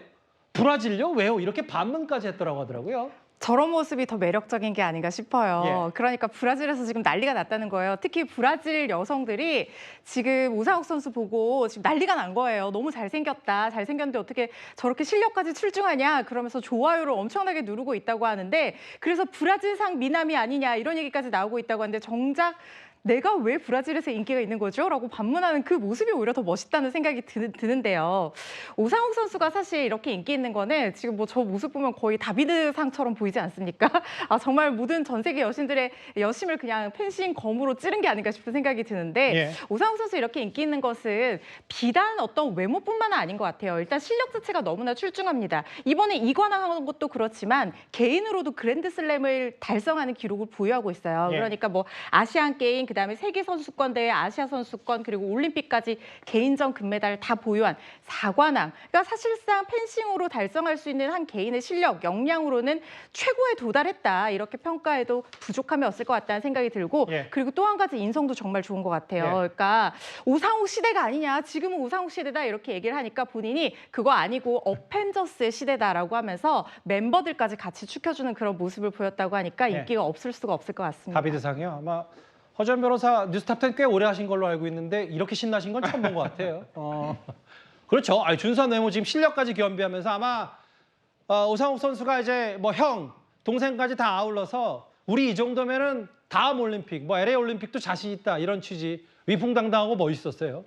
그 최진봉 교수님. 근데 사실 저희가 이번 주에 올림픽 얘기를 하면서 세계 최강 양궁 그 뒤에는 현대자동차의 정의선 회장, 뭐 키달 아저씨 얘기를 했었는데 SK텔레콤도 이번에 펜싱 그동안 후원 얘기, 뒷바라지 이런 얘기 많이 하면서 오상욱 선수도 직접 SK텔레콤을 언급한 적이 있었어요. 그렇습니다. 말씀하신 것처럼 지난번에 우리가 다뤘었는데요. 정의선 회장이 1985년부터 40년간 약 500여 억 원을 투입을 해가지고 계속 양궁을 후원했지 않습니까? 눈에 띄는 것 중에 하나가 뭐냐면 양궁 그 세트장과 동일한 세트장을 한국에 만들어서 거기서 경기를 연습하도록 만들었다는 점이 눈에 띄었는데 마찬가지입니다. SK도 마찬가지였거든요. 진천 선수촌에 펜싱 경기장, 파리에 있는 펜싱 경기장 동일한 형태의 펜싱 경기장을 만들어 놓고 거기서 경기를 하도록 만들었어요.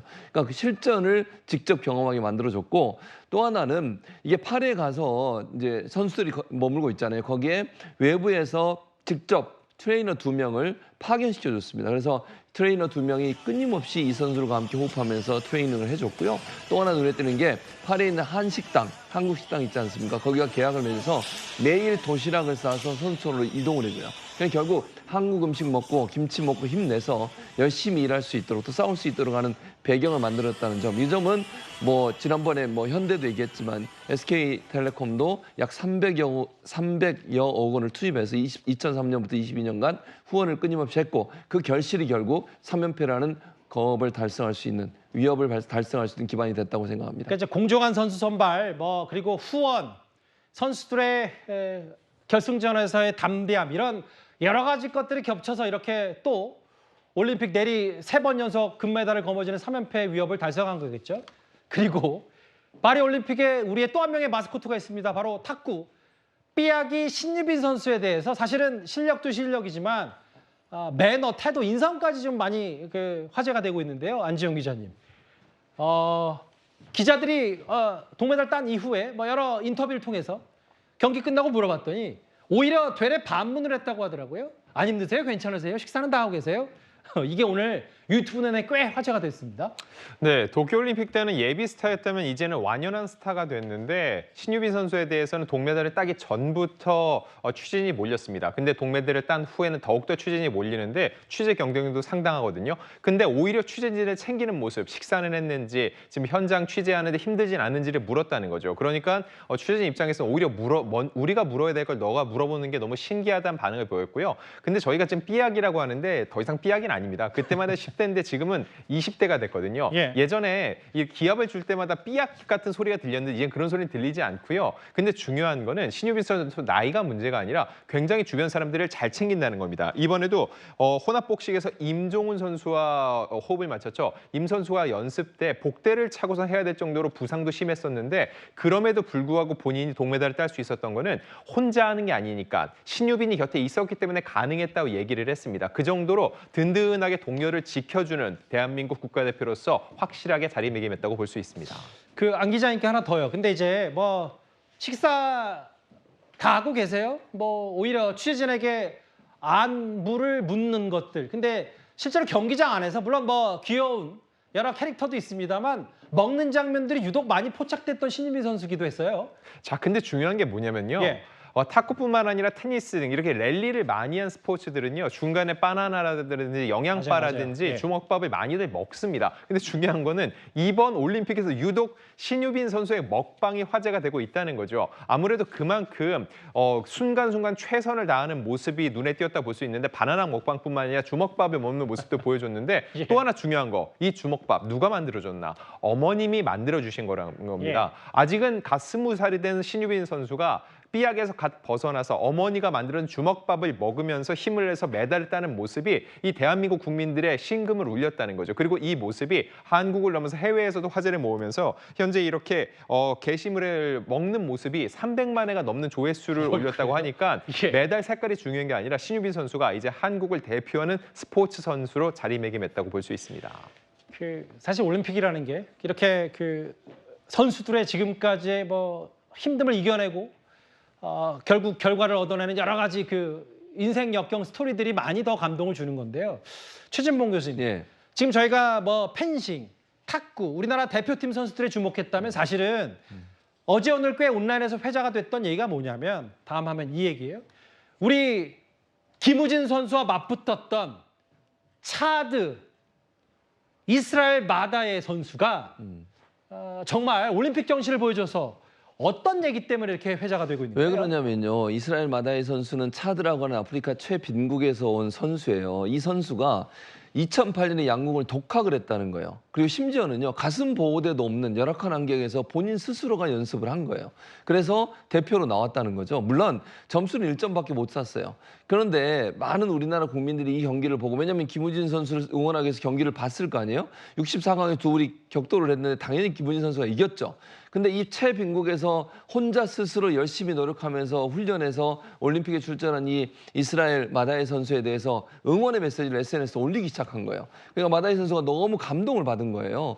본인이 원래 본업도 있습니다. 전기 기사로 일하는 사람이에요. 그러니까 올림픽 나오기 전에는 전기 기사로 일하다가 올림픽 때문에 나왔는데 1점밖에 못 샀지만 한국 응원단들, 한국에 있는 국민들이 응원한다, 꼭 잘 되길 바란다, 열심히 해달라 이런 얘기를 올리니까 감동을 받고 땡큐 코리아라고 글을 올렸어요, 본인이.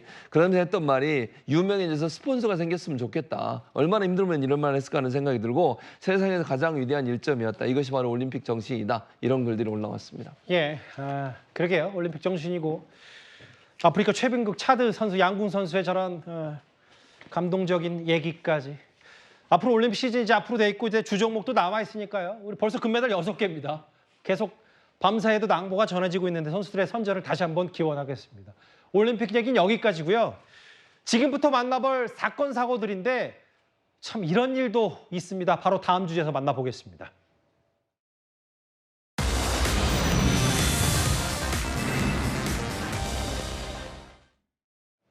아니 어떻게 무인 세탁방에서 이런 일이 벌어질까요?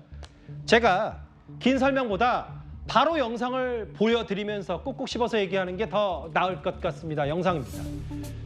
청주의 24시간 무인 코인 세탁방인데 자정이 지난 시간에 저렇게 흰색 티셔츠에 남자 2명과 여자 1명, 젊은 남녀가 세탁방에 들어와서 빨래가 있나 싶었더니 숟가락도 놓고 젓가락도 놓고 자연스럽게 정수기에 물도 뜨고요. 정말 아무렇지도 않게 싸온 음식을 먹습니다. 허주연 변호사님, 저게 고스란히 CCTV에 포착이 됐네요. 그렇습니다. 그런데 본인들도 저기 CCTV가 있다는 것도 알고 있고 그리고 저게 잘못된 행동이랑도 알고 있었던 것 같아요. 왜냐하면 지금 경찰이 저렇게 출동했잖아요. 그랬더니 갑자기 그 코인 빨래방에 보면은 이 안마 의자가 있거든요. 거기에 뭐 동전 놓고 안마 받는 척을 했다는 거예요. 그러니까 마치 빨래방을 정상적으로 이용하려고 온 손님인 것처럼 가장하는 그런 모습을 보였다고 합니다. 경찰이 어떻게 저 사람들이 있는데 출동을 했냐면 손님이 신고를 했다는 겁니다. 이게 하고 있는 모양들이나 외모나 이런 것들이 좀 위협적인 느낌도 있고 빨래방에 빨래하러 온 게 아니라 음식을 먹고 있는 것이 상당히 불쾌해서 손님이 신고를 해서 경찰이 적시에 저렇게 출동을 했다고 하는데요. 예. 지금 처벌 가능성 충분해 보입니다. 일단 만약에 위력을 행사한 부분이 있다라고 하면 업무방해죄가 성립을 할 수 있을 것 같고 그렇지 않다고 하더라도 아무리 저렇게 개방된 공간이라고 하더라도 저 빨래방은 관리자나 소유자가 빨래하러 온 손님을 위해서 개방을 해놓는 곳이잖아요. 그 의사에 반해서 저렇게 들어와서 마치 자기 집 안방처럼 음식 먹는 공간처럼 이용을 했다라고 하면 건조물 침입죄에도 해당할 여지가 있어요. 그런데 문제는 뭐냐면요.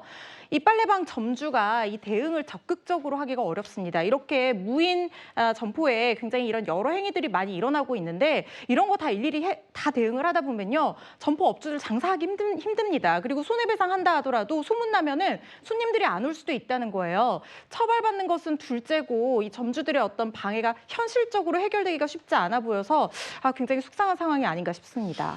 갈등을 우려해 고소를 포기했는데 이런 일이 뭐 한두 번도 아니다라는 얘기가 더 씁쓸해집니다.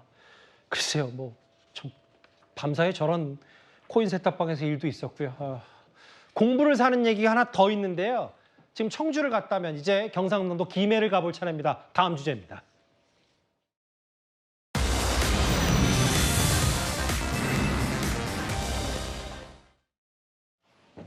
길막 주차. 민폐 주차를 한 뒤에 후련히 여행을 떠난 한 사람이 있습니다. 사실 지금이 본격적인 피서철이고 여름휴가 지금 7월 말에 떠나신 분들 8월 초까지 많으실 텐데요. 어제 온라인 커뮤니티에 올라온 사진으로 바로 만나보겠습니다. 역대급 민폐 주차된 저 차량 사진. 최진봉 교수님. 예. 알고 봤더니 비행기 시간 쫓겨서 부랴부랴 주차할 데 없어 저기. 그러니까 다른 차들이 지나다니는 저곳에 버즈 주차해서 지금 그게 논란거리잖아요. 그렇습니다. 저게 지금 진입로거든요. 이게 그 도착층에 있는 진입로인데 저기에는 여러 차량이 다닙니다. 일반 차량 다니는 버스도 다녀요. 왜냐하면 버스들도 손님을 내려주기도 하고 태우기도 하고 이렇기 때문에 지나가야 되는데 지나갈 수는 있어요. 그런데 너무 아슬아슬하게 지나갈 수밖에 없고 서행을 할 수밖에 없는 상황입니다. 예. 아니 저렇게 도로변에다가 차량을 잠깐 주차하는 것도 아니고 저 사람 해외로 여행을 갔어요. 저 차주가. 결국 찾아가지고 전화했더니 해외에서 여행 중이고요. 나중에 돌아온다는 거 아닙니까? 며칠 동안 저렇게 차를 세워놓으면 저 길을 이용하는 저게 개인의 소유 공간도 아니잖아요. 모든 사람 함께 이용하는 공간에 저렇게 위험하게 차를 세워놓고 그냥 나물나라고 떠나버리면 본인이 이유를 물어봤더니 본인이 비행기 시간이 늦어가지고 빨리 가야 되기 때문에 세워놓고 갔대요. 저게 말이 되는 얘기인지 모르겠습니다. 아무리 차가 막히더라도 그러면 다른 방법 대중교통을 이용하지 이래야지 저렇게 차를 아무 데나 세워놓고 가버리면 또 견인도 안 돼요, 저게. 이유가 뭐냐면 수소차거든요, 저 차가. 네. 그러다 보니까 견인을 하려면 네 바퀴를 다 들어서 견인을 해야 되고요. 또 하나는 길 옆에 너무 가까이 세워놔서 견인차가 접근해서 견인하기도 상당히 어려운 상황이라고 해요. 이렇게 많은 사람들한테 피해 주는 행위를 아무 거리낌 없이 하고 자기 즐기려고 여행을 떠나는 사람 도저히 용납돼서는 안 된다고 생각하고요. 도덕성 그리고 여러 가지 법적으로도 문제가 있는 상황이 아닌가 이런 생각이 듭니다. 근데 허주연 변호사님, 법적으로도 근데 이제 저게 물론 엄청나게 큰 후폭풍을 낳았지만 또 과태료 정도에 그칠 수밖에 없는 상황일 수도 있어서요. 불법 주차로 인한 과태료는 당연히 부과가 돼야 되는 부분이고 저거는 뭐 물론 약간은 속도는 통행을 할 수 있는 여지가 있었다고는 하지만 엄청난 방해를 야기한 것은 맞기 때문에 일반 교통방해 내지는 업무방해 등으로도 검토해 볼 필요는 충분히 있다는 생각이 들고요. 무엇보다도 저렇게 자신의 차가 견인되기가 어려운 차종인 것을 충분히 본인이 제일 잘 알았음에도 불구하고 저 진입로 저렇게 주차를 한다고 하면 다른 사람들이 통행하기 어려서 다른 사람들 비행 시간까지 놓치게 된다는 건 충분히 예견 가능했을 거라고 보거든요. 예. 만약에 죄가 성립한다고 하면 그 부분까지 양형에 참고가 돼서 죄질이 불량하다고 평가돼야 될 사안이라는 생각이 듭니다. 3박 4일 이어서 뭐 하루 4일씩 계산해서 16만 원 과태료를 낸다고 얘기를 하는데 글쎄요, 뭐 16만 원의 돈의 가치가 지금 그런 게 아니라 그 이후에 김해공항 저 리무진 버스도 못 다니겠다. 이것 때문에 많은 공분을 사고 있는데 알겠습니다. 뭐 역대급 민폐 주차 아니냐는 피서철 얘기까지 사건 사고로 만나봤습니다. 다음 주제 얘기해 볼 텐데요. 오늘이 8월의 첫날입니다. 그런데 정확히 한 달 전에 7월의 첫날 밤 이런 일이 있었죠. 바로 다음 주제 가보겠습니다.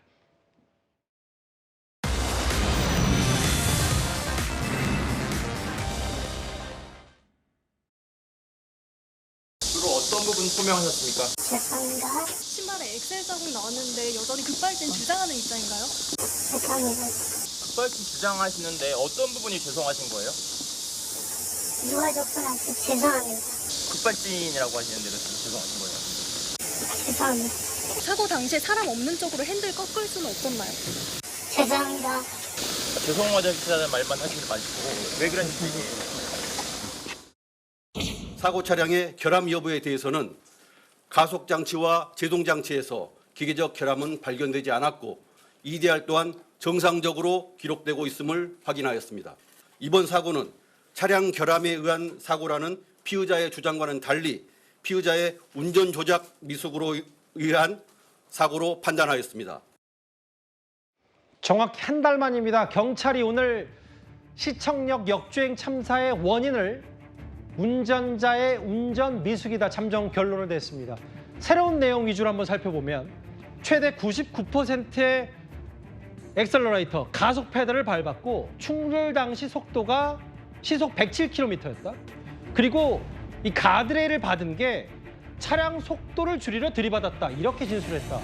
세 개 다 좀 놀라운 사실들입니다. 네, 피의자는 자신의 어떤 급발진을 계속해서 주장하고 있는 상황으로 보이기 때문에 특히 이 속도가 줄어들지 않아서 보행을 안전을 위한 펜스를 들이받아서 속도를 줄이려고 했다. 뭐 이런 식으로 진술을 하고 있는 그런 상황으로 보입니다만은 수사기관은 보시는 것처럼 운전 미숙으로 잠정적인 결론을 낸 상황입니다.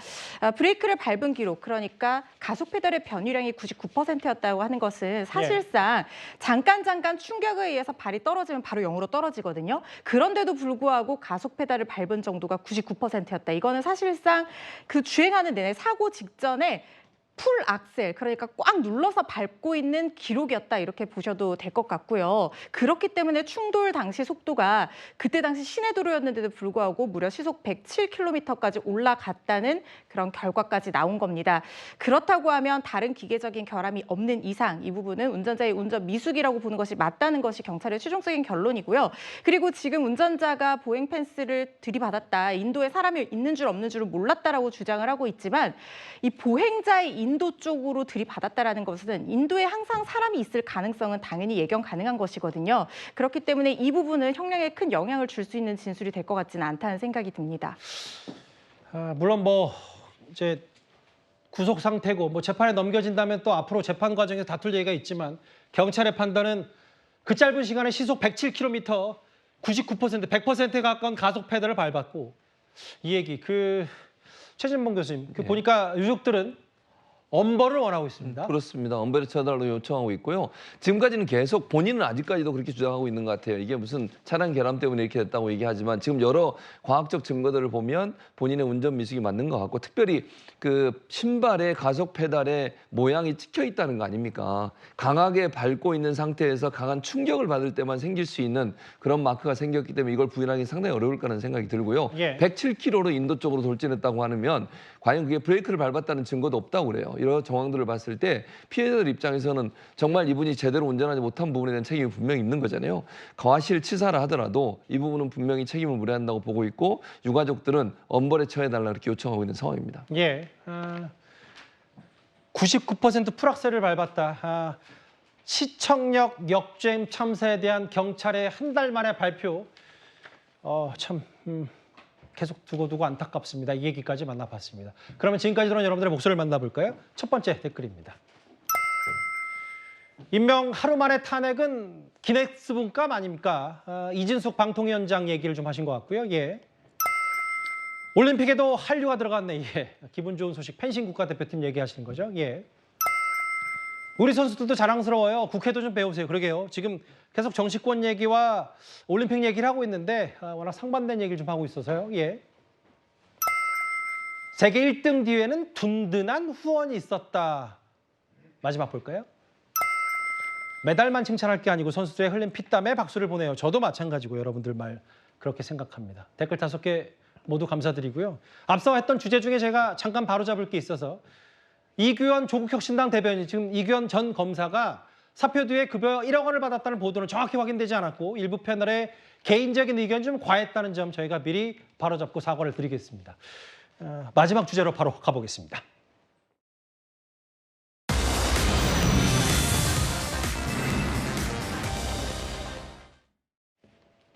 어제 서울 월드컵 경기장에서는요.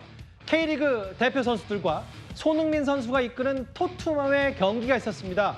경기 내용 자체도 내용이지만요. 이 얘기를 해볼게요. 안지훈 기자님. 과거의 캡틴인 기성용 선수 딸과 손흥민 선수가 만나서 이게 오늘 SNS의 화제였습니다.